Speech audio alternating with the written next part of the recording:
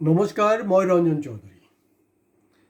এই গোবৰ সম্পৰ্কে মই বহুত আলোচনা কৰি থাকোঁ নহয়, যে এই যোৱা 12টা বছৰ মানে গোবৰ সোমাই গ'ল পূৰা মূৰত, সেইটো কাৰণে কাম নকৰা হৈছে।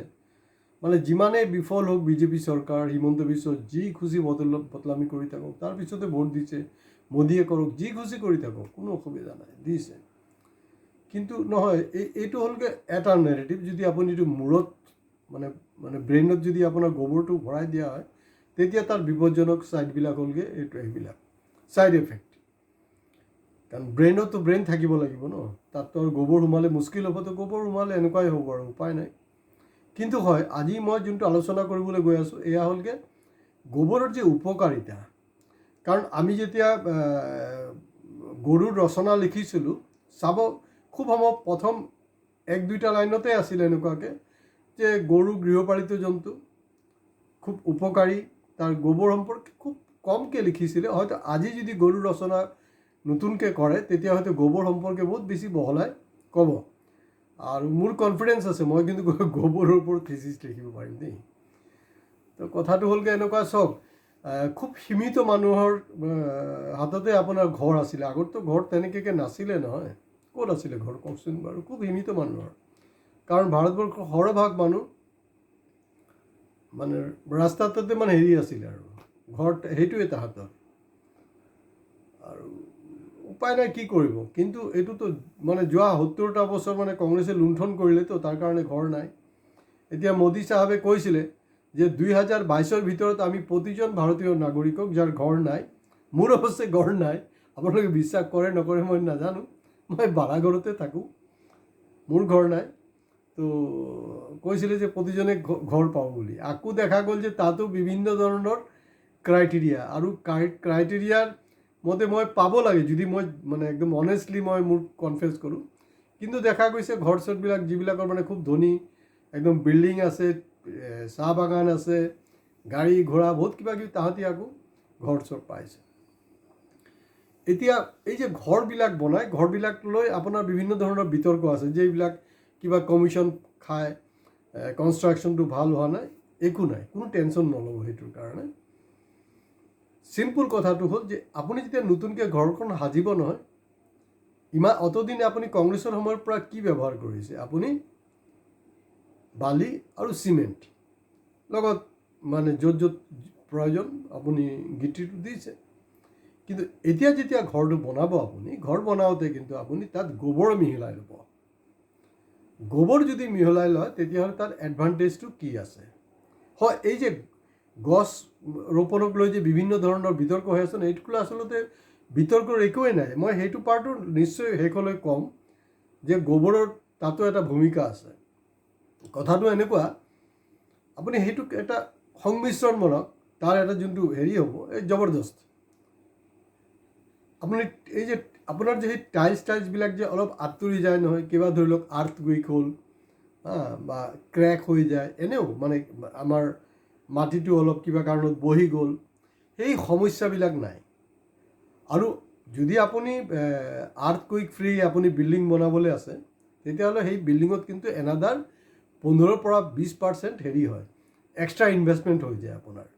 কিন্তু ইয়াত এক্সট্ৰা ইনভেষ্টমেণ্টৰ দৰকাৰ নাই, চিম্পলি আপুনি পিয়'ৰ গোবৰ, আৰু তেনেকুৱা এটা গোবৰ ল'ব যোনটো মানে আপোনাৰ এই যে তেনেকুৱা গৰুৰ গোবৰ হ'লে নহ'ব, এই যে পলিথিন খোৱা, ফাল্টু জাবৰ চাবৰ খোৱা, সেইবিলাক ঘাঁহ খোৱা, একদম গ্ৰীণ ঘাঁহ। গোবৰৰ গুণাগুণ আছিলে, নথকা নাই, এতিয়াতো নোখোৱা হৈছে ন। তেনেকুৱা গৰুৰ যি গোবৰ আছে, সেইটোক একদম পূৰা চাৰ্জ কৰি থাকক ৰাতিপুৱা উঠি, সেইটো কৰক। তেতিয়াহ'লে সেইটোক এটা খুব শক্তিশালী আপোনাৰ ঘৰ হ'ব। জীৱনত আপোনাৰ এই ঘৰ ক্ৰেক নহ'ব। প্লাছ এই যে টাইলছৰ যি কোনটো কথা আছে, তাৰপিছত এটা যে ডেম পোলা, কেতিয়াবা কোনো ডেম চেম নহ'ব, ডেম প্ৰুফ, আৰ্থকুইক প্ৰুফ ঘৰ হ'ব পাৰে।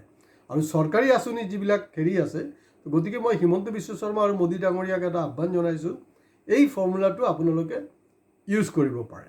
আৰু মই যে সদায় যে কৈ আছোঁ যে যোৱা 12 বছৰ গোবৰ মূৰত সোমাই দিলে, সেইটোত বাৰু এটা পাৰ্ট। চাওক, আপোনালোকৰ যোনটো বেয়া বস্তু মই বেয়া বুলি ক'ম, কিন্তু যোনটো ভালটো ভাল বুলিয়ে ক'ম।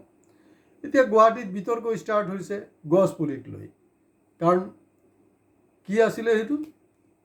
জাপান লা বিন্টো কিয় তেনেকুৱা কিবা এটা মিলে গাই দিল গুইয়া জাপা নেকি তেনেকৈ আছিলে দেই কিবা আৰু ৰিক্স লোৱা নাই আৰু জুবিন হ'লে নিশ্চয় ৰিক্স ল'লে হয় মই ৰিক্স নলওঁ এইটোতো জাপানৰ হেৰি আহি আছে তাৰ কাৰণে পূৰা জোৰজা চলাই আছে কিন্তু এই যে আমাৰ জ্ঞানী যিবিলাক মন্ত্ৰী চন্ত্ৰীবিলাক আছে মিনিষ্ট্ৰী আছে তেওঁলোক জানে নেকি তেওঁলোকে জাপানত কি ধৰণে আপোনাৰ সংৰক্ষণ হৈছে গছ কেনেকৈ লগায় কি কথা নকথা তেওঁলোকে নাজানে গতিকে মই এটা ৰিমিডিজ দিছোঁ সেইটো জাপানৰ হেৰি নহয় মোৰ চেল্ফ ক্ৰিয়েশ্যন দুদিন পিছত কিন্তু আপোনালোকে কোনো ক্লেইম নকৰিব দেই এইটো পেটেণ্ট ৰাইট কিন্তু মোৰে হ'ব হিমন্ত বিশ্ব শৰ্মা ডাঙৰীয়া মই আপোনাক আগতীয়াকৈ কৈ দিছোঁ কোনো ফাঁকিবাজি নহ'ব 1 টকাই হওক যি ৰয়েলিটি হ'ব পেটেণ্ট ৰাইট মই পাম কিন্তু বেলেগে নাপায় তো এই যে গছ আপোনাৰ সেইটোক লৈ খুব ব্যংগ হৈ আছে চিমেণ্ট আকৌ উঠাই দিছে কনষ্ট্ৰাক্টেড এটা ভাল এৰিয়া তাত আকৌ গছপুলি লগাইছে কাৰণ জুবিনটো কৈছিলে যে য'ত গছপুলি লগাব লাগে তাত লগোৱা নাই য'ত লগাইছে তাত কোনো প্ৰয়োজন নাই এইটো দীঘলী পুখুৰীৰ যি ঘটনাটো হ'ল সেইটো সময়ত তেওঁৰ এইটো ষ্টেটমেণ্ট আছিলে সেইটো আছে এইটো ছ'চিয়েল মিডিয়াত নিশ্চিতভাৱে আজিও এই বস্তুটো আছে কিন্তু আপোনালোকে চাব তো ইয়াত কি কৰিব লাগিব ইয়াত গছবিলাক লৈ এটা সমস্যা হৈ যায় আপুনি গুৱাহাটী বাদেই দিয়ক যিকোনো জিলা সদৰত আপুনি চাব গছ যে যধে মধে যে বাঢ়ি যায় ন কাৰণ কংগ্ৰেছৰ মানুহবিলাকৰ কি আছিলে নেতাবিলাকৰ কোনো প্লেনিং নাই যধে মধে গছ লগাইছে আৰু কটাৰ ক্ষেত্ৰতো তেওঁলোক চেম্পিয়ন 1996 মনত পেলাওকচোন এই যে কংগ্ৰেছে যে আপোনাৰ গছৰ যে লুণ্ঠন কৰিছিলে যিটো কাৰণে সুপ্ৰিম কোৰ্ট এটা অৰ্ডাৰ দিবলৈ বাধ্য হ'ল অসমৰ পৰা প্লাইউড ইণ্ডাষ্ট্ৰি উৰি গ'ল এইবিলাকতো চব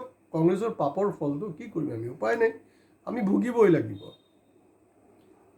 এতিয়া গছটো আপুনি কি কৰিব কাৰণ এইটো যেনে তেনে নহ'ব আপুনি গছ লগাওক এইটো গোটেই বিশ্ব এটা ইনস্পিৰেশ্যন হ'ব এইটো হ'ল প্ৰথমতে আপুনি তলত প্ৰথমতে গোবৰ দিব গোবৰ সম্পৰ্কে কিন্তু মই ক্ৰাইটেৰিয়া কৈ দিছোঁ দেই পিছত নক'ব যে মই ফাল্টু বস্তু দিছোঁ বুলি ন একচুৱেলি কি হয় ডক্টৰে যোনটো প্ৰেছক্ৰিপশ্যন কৰে পেচেণ্টে সেইটোৱে ল'ব লাগে কিন্তু সাধাৰণতে দেখা গৈছে যে পেচেণ্টে গৈ আকৌ ফাৰ্মাচীৰ লগত কথা পাতে আৰু ফাৰ্মাচীয়ে তাক বেছি মাৰ্জিন থকা এটা মেডিচিন দি দিয়ে তাৰপিছতে ডক্টৰ ৰঞ্জন চৌধুৰীক চবে গালি পাৰিব এইটো নহ'ব মই যেনেকৈ কৈছোঁ যে কোন গৰুৰ গোবৰ হ'ব লাগিব সেইকাৰণে কৈ আছিলোঁ আৰম্ভণিৰ পৰা শেষলৈকে চাব এতিয়া মই শেষ কৰিবলৈ গৈ আছোঁ প্ৰথমতে গোবৰ দিব অলপ মাটি চাটি দিবলৈ নাই তাতে গছৰ হেৰিখন তাতে পুতিব আকৌ মাটি আকৌ অলপ গোবৰ বেছি নহয় 2 ইঞ্চিমান দিলেও হ'ব বেছি দিব নালাগে আৰু লাষ্টত গৈ আপুনি হেৰি দিয়ক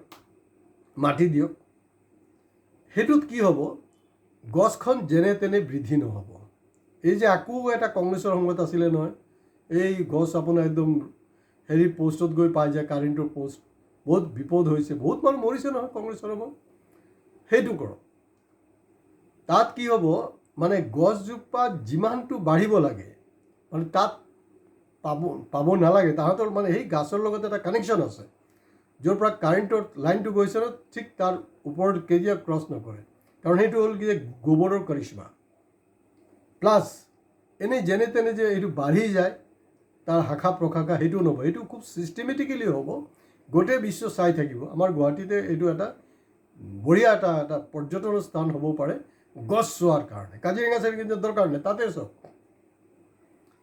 সেইটো চাব পাৰে আপোনালোকে তেনেকৈ আৰু সেইটোক লৈ ব্যংগ কৰিবলৈ নাই সদায় যে চৰকাৰক সমালোচনা কৰিব তেনেকৈ কোনো কথা নাই আপোনালোকে চৰকাৰক সহায় কৰক কিছু দ্বিধা পৰামৰ্শ দিয়ক মই নাজানো এতিয়া আমাৰ ডক্টৰ